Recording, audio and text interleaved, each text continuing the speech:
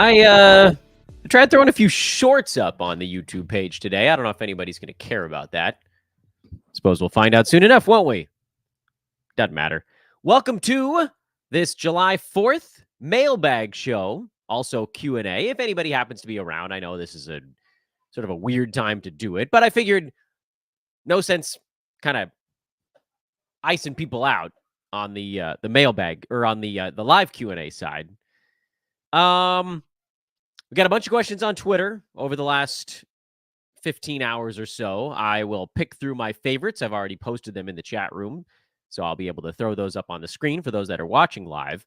And then again, if anybody does happen to pop in, is floating around in the middle of their July 4th, grilling up some dogs, watching a live show, and you do have an additional question, feel free to throw that in the chat room as well.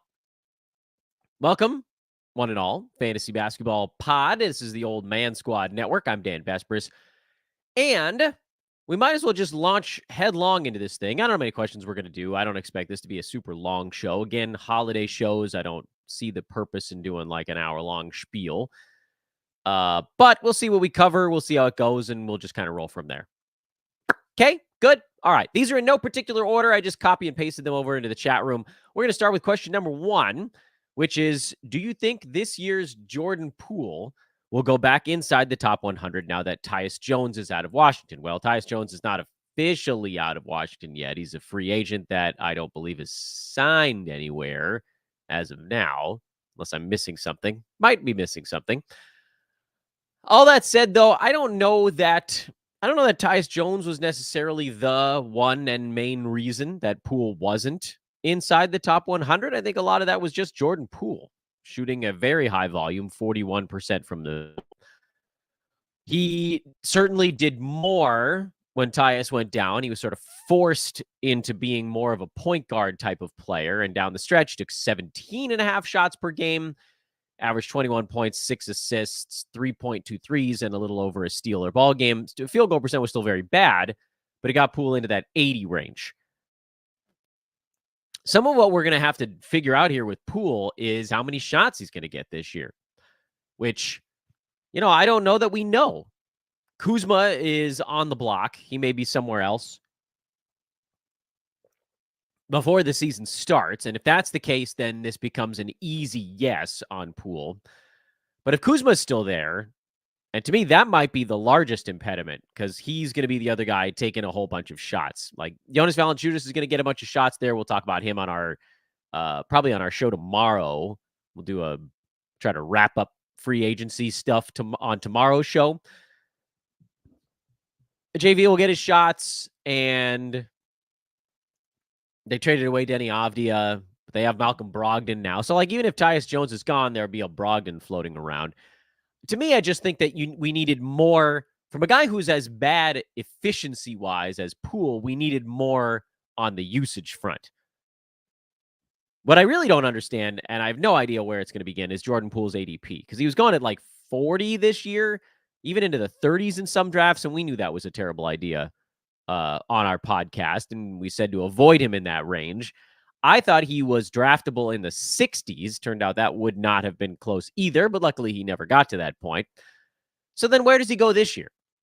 Like, even the sort of end of season, whatever you want to call it, like the power boosted do everything iteration of Jordan Poole, taking 18 shots a game, he was still only top 70 because the field goal percent was so terrible. Turnovers weren't very good either, but again, you sort of grin and swallow those down a bit. Is there a world where Poole gets over 18 shots per game? I doubt it. I mean, Kuzma being gone would be a big part of that, and that probably gets him up to that particular range. But beyond that feels like kind of a reach, and then I don't expect his field goal percent to be much better. He's a very good foul shooter. That was already there. He's going to hit a bunch of threes and score, and he'll get some assists. And so, yeah, I mean, if you're punting field goal percent, then obviously he takes a big leap. If you're punting turnovers, he probably takes a little bit of a smallish leap forward. But I'm not talking about the specialty spots. The question here is Jordan Poole going to be inside the top 100? And As the Wizards are currently constructed, my answer is barely yes. If you see Kuzma shipped out and no high usage guys comes back, then the answer becomes a much firmer yes. Although, again, you're still probably looking at that 70 to 75 range. So you're likely not going to get, a 40 range pool. That's just probably not a thing that's going to happen unless his field goal percent magically gets like 4 percentage points higher. And so that's where I stand on him. I think there's a chance he could be a little bit of a post-hype guy, but I also doubt that he falls beyond like 80, 85 range. And that's where I would really kind of just start to consider drafting him. So he'll have to get there, and he's going to have to prove it. One question in the chat room here before we pivot back to the stuff from Twitter. Do you see Lonzo getting drafted at all? As of right now, he said he plans on playing the first game of the season. I'm sure he does plan on that, but I don't. Kind of an impossible question to answer on July 4th because we'll have a better idea of whether or not Lonzo is even capable of playing basketball in October than we do right now. I mean, we're talking still 3 months away from training camp. If he's in training camp, yeah, I mean, you probably throw him on a games cap roto roster. I don't think you draft him in head-to-head because there's almost no way he plays a lot of minutes, and they're going to go super easy on him for most of the season. My guess is that Lonzo is not drafted this year. I don't think that he's going to be ready to go on opening night, but I suppose anything's possible.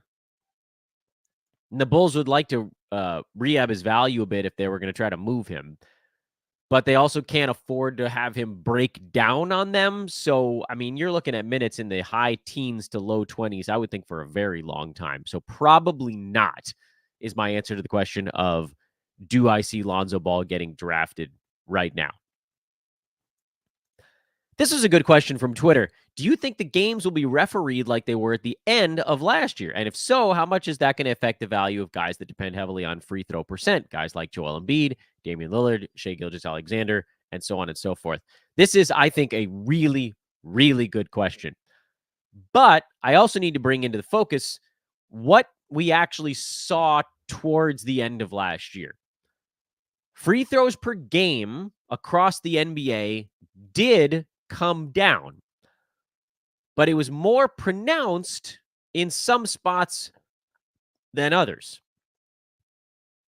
Like, if you just look at the last, say, 2 months of the season, Shai Gilgeous-Alexander took 7.7 free throws per game. On the year, he was at 8.7. So he was around 9, little over 9, before the refereeing changed. So, yes, it did impact Shai a little bit, a guy who call it like grifting or something, whatever, like foul hunting, foul hunt merchants. James Harden has been accused of that. Trae Young has obviously been accused of that as well. Over the entire season, Damian Lillard was at 7 free throws per game. And final 2 months of the season, Dame was at only 5.8. Yeah, my kid is home from school today, if you're hearing the wailing in the background. Over the full season, Trae Young was at 7.5 free throws per game. Although, again, remember, he was hurt down the stretch, so maybe this is not quite accurate, and he wasn't even on the board fantasy-wise over the final couple months of the season. So not a great comparison there. But what is an interesting comparison is, for one, Joel Embiid didn't really play down the stretch, so we didn't see how that was going to be impacted. But maybe a good example would be to look at someone like, say, Anthony Davis, who's not the same as Embiid. He doesn't draw fouls in the same way, but there is a lot of sort of like limb flailing and wailing and grunting as you go to the rim. Over the entire season, Anthony Davis was at 6.8 free throws per game. Down the stretch, he was at 6.6, largely unchanged by the different refereeing. LeBron down the stretch was at 6.1. LeBron for the entire season was at 5.7. His free throws actually went up as the officiating changed. So again, this is a guy that was just getting clubbed, and sometimes they call it, sometimes they don't. James Harden, 4.8 for the entire season. James Harden down the stretch, 4.4. A 10% drop off. What conclusions can we draw from, again, this is not like hyper deep analysis or a ton of data to go on, but you're going anecdotally a little bit and you're going on numbers from key guys that tend to take a lot of free throws. What did we figure out? Well, guards seemed to be more impacted by these rule changes than big men, at least kind of on its surface. You saw Shea's free throw attempts go down. You saw Dame's free throw attempts go down. You didn't see that large of a change for other guys for big men across the NBA. And then you could look at Jalen Brunson, who had 6.8 free throws down the stretch, but also his whole team got hurt. So that number went up because guys went out, not because of the officiating. All that to say that I think there will be some sort of small fantasy impact, but I don't think it's going to be as large as it felt. Because it was like everybody got dinged a little bit. Some guys a little more than others. Do I think that Shea taking one free throw less per game, does that bump him out of like the 2 slot and into the 3 or the 4? It's possible, but it's not like he's going to go from being a top couple to like a half round or a round later from this type of thing. If anything knocks him down the board, it would be not getting 2.9 defensive stats. That's what you should be more worried about on Shea, and not the difference between 8 free throws and 9 free throws a game. And same for Embiid. Like, we shouldn't be worried about the difference between 11 and 12 free throws a night. If you're worried about Embiid, it's going to be, okay, does Paul George take anything away? Does the usage come down in any meaningful fashion? Probably not, but that to me is of larger concern than this free throw stuff. I love this question, though, because a guy like Damian Lillard, who was already struggling to hold value this year, he really needed all 7 of his free throws per game because he fell to number 31 when he was only taking 6 free throws per game, and everything else stayed pretty much constant. I do think there's a universe where Dame actually has a slight resurgence this year if he's not shooting 42% from the field. But again, that's a bit of a dice roll, bit of a coin flip on field goal percent. But I do think that they will continue to try to crack down on the way too many free throws. It just became an uglier product. And so I think the league as a whole was happier when guys weren't going to the line as much. So, yes, slight downtick for Dame, very slight downtick for SGA, probably not as much for the big dudes, at least from what we saw, but it's a great question, and I hope that that was mildly useful. Another one from the Twitterverse. Who are your early favorites to fill in the Dan Besbris Old Man Squad this year? So there are going to be a lot. I will say, and this, again, impossible question to answer right now because I don't have any idea what the ADP is going to be on these dudes. But I feel pretty confident that Tobias Harris is going to be on there. Don't you? He's going to have a nice, juicy role in Detroit. Oh, yeah. There's like nothing standing in his way these days. Tobias Harris is almost definitely going to be on it. Al Horford has a really good shot to be on it. Chris Paul has a pretty good shot to be on it. If we're looking at like the truly old dudes and where they end up in this thing. In terms of like, what is the rest of the league? How are they going to fit on the board? I don't know. We got to see what their Yahoo pre-rank is, since that basically creates the board. I'd love to say that I can create the board. Best thing I can do right now is just kind of guess at where stuff is going to end up. And we don't truly know. I don't know where James Harden's going to get drafted. Is he going to get drafted in the second round, third round? I mean, if he's going in the third, then hell yeah. Second round, like, I probably still kind of like him there. But is he going to make the old man squad? I don't know. It's going to have to do with perceived value versus actual value. Where's a guy like Vooch going to end up? Or DeMar DeRozan? Or these guys that like almost always end up on the old man squad? We don't know what team they're going to be on in a month and a half. So this is a really hard question to answer, but I will say that from the free agency stuff, Horford, that's more a Porzingis injury-related thing. Chris Paul now with the Spurs, who's going to get to do leadership things. He's going to be doing a lot of offense running there because he doesn't like to let other people do it. And then Tobias Harris, who probably the easiest old man squad call ever. Happy 4th of July again, everybody, to those that are joining us partway through. Please do take a moment to like, rate, and subscribe. And if you like, you can follow at Old Man Squad over on Twitter, and it will follow you back.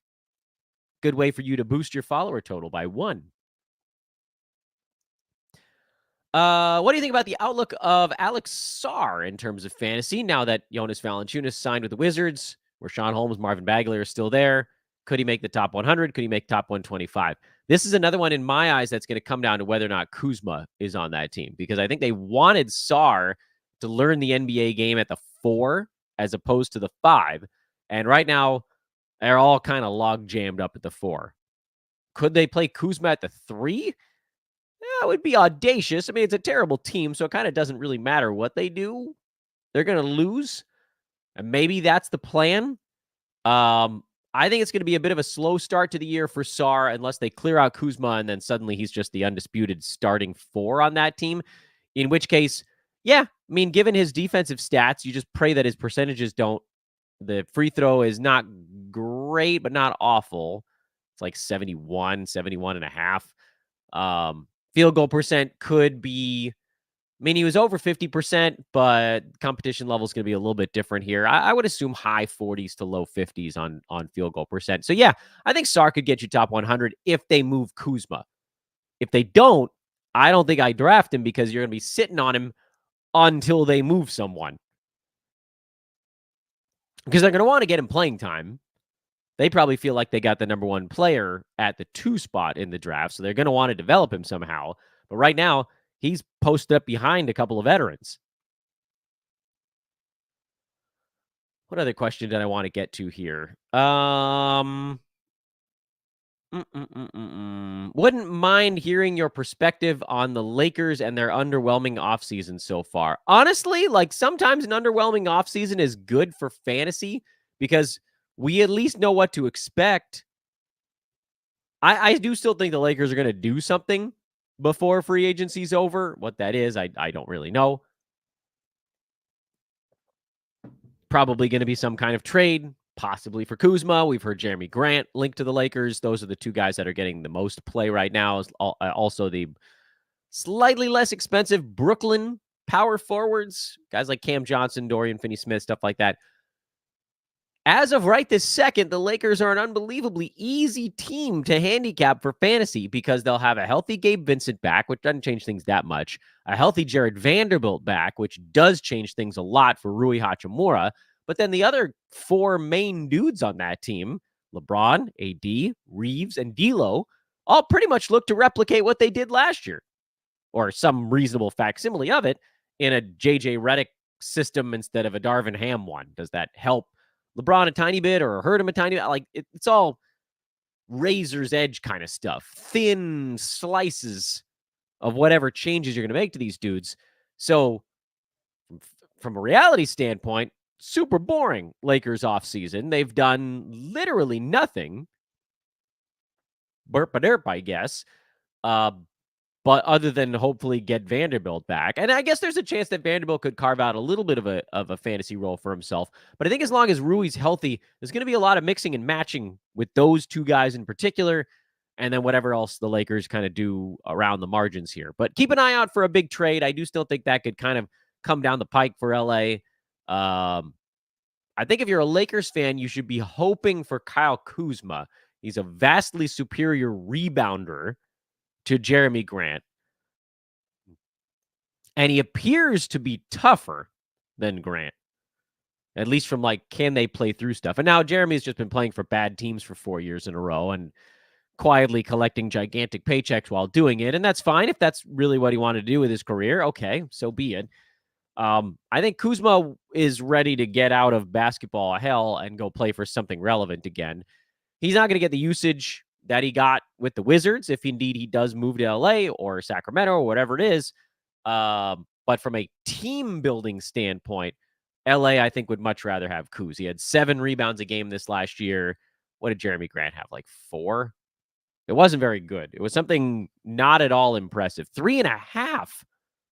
34 minutes a game out of your power forward. You got to have more than 3.5 rebounds. And yeah, some of that is just playing for a bad team in a bad situation. So he's not going to sacrifice his body for it. But, I mean, Kuzma basically doubled him up in rebounds in the same amount of playing time. Unacceptable for Grant. I'm behind a few episodes. You may have already addressed this, but some discussion on the Knicks and your expectations for how the new moves impact those guys would be good. We talked a bit about the center position, I think, on yesterday's show when we were talking about the Isaiah Hartenstein departure fallout.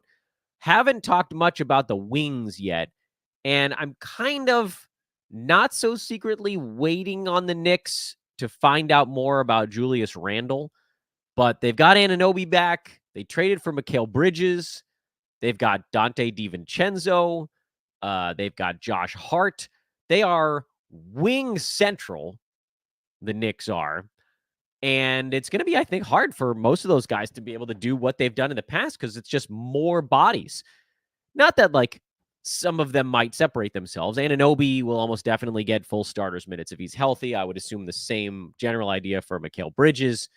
But what does that leave for Hart and or DiVincenzo in this grand scheme of things? I think with the Knicks, you're probably fading a lot of those wings because there's just so many of them.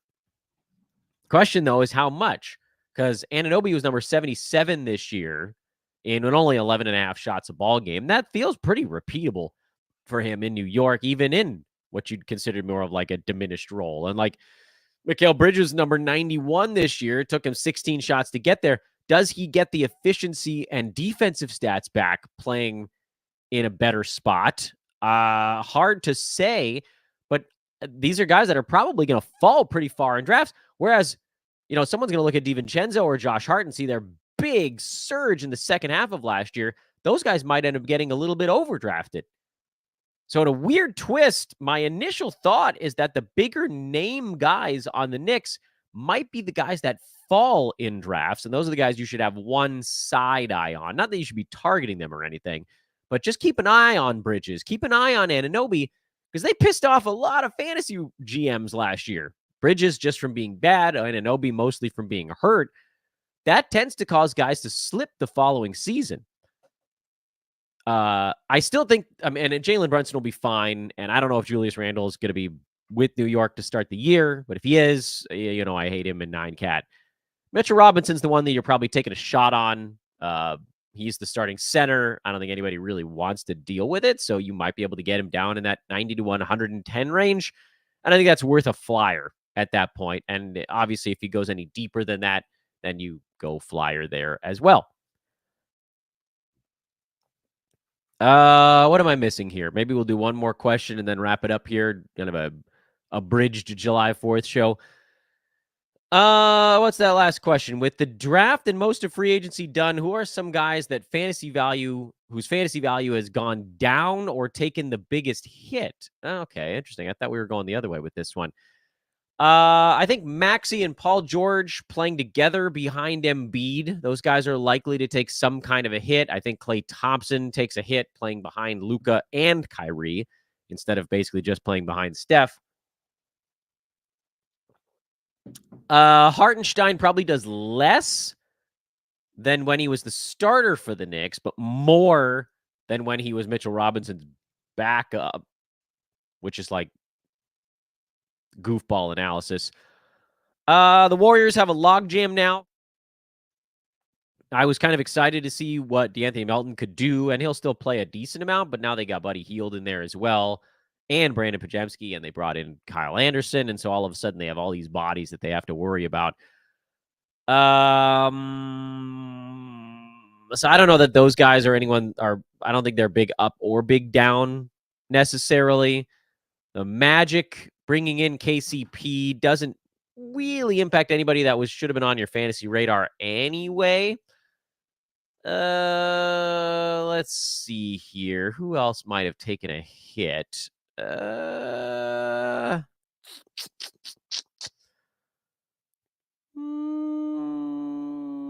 Everybody on the Pelicans, because DeJounte Murray showed up, and so now all of the remaining dudes there are going to get to do less because they didn't.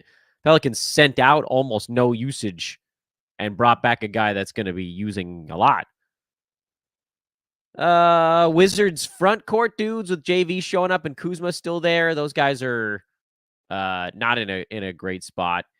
Eric Gordon, backup role with the Sixers. He'll do less. And that's probably your downtick names.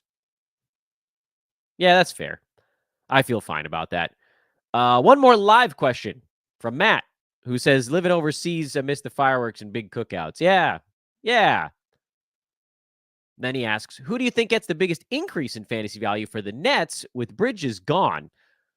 I wouldn't worry too much about it right now. And I know that's sort of a dumb thing to say from a fantasy analyst, but I'd be floored if there weren't some other Nets gone in the next 2 months. Someone else is going to get moved there. Initial indications are that with Bridges gone, Bojan Bogdanovic showing up, it might not change things all that much. Like Bojan, maybe 1 or 2 shots less if he's actually going to play. I would assume that someone like Cam Thomas's role just gets a little bit more secure. I don't know if there's enough that just got created for someone like a Cam Johnson to also maybe have some value. I'm leaning towards no on that one. So, nobody is kind of the answer right now. But if they thin out the front court, if you see Cam Johnson, Dorian Finney-Smith, those guys get traded by the Nets, now you're looking at, well, honestly, Bojan Bogdanovic probably ends up doing a lot, but Cam Thomas would still be there. And then, I mean, hell, someone even like a Dennis Schroeder might end up getting to do a fair amount if he doesn't get traded. But right now, the answer is nobody, really, because they brought back almost as much as they sent out. At least if Bogdanovic plays a bunch. And if he doesn't, if he ends up behind these other guys, then okay, we'll reassess at that point, and then maybe it is Cam Johnson. But right now, nobody. All right, let's put a pin in it right there. I didn't want to do a full-length show here on July 4th. Everybody's got stuff going on, but I wanted to get something out there because I want the Iron Man streak to get going these days. I'm Dan Basperis. Please, again, drop that review if you can. Listening after the fact, 5-star reviews make a really big difference. If you're watching with us on YouTube, please click that thumbs up and go subscribe. And check out the shorts I threw up there. My buddy Ruben said, do some shorts, see what happens. And so I did 3 of them. I don't know. Should I have only done 1? Should I have done 10? I don't know how that works, really. I don't think I did a very good job with them either, but gotta try it to know. I'm Dan Basperis. Happy July 4th, everyone. Enjoy the dogs. Enjoy the fireworks. Enjoy the responsible beverages. And we'll do this again tomorrow. So long.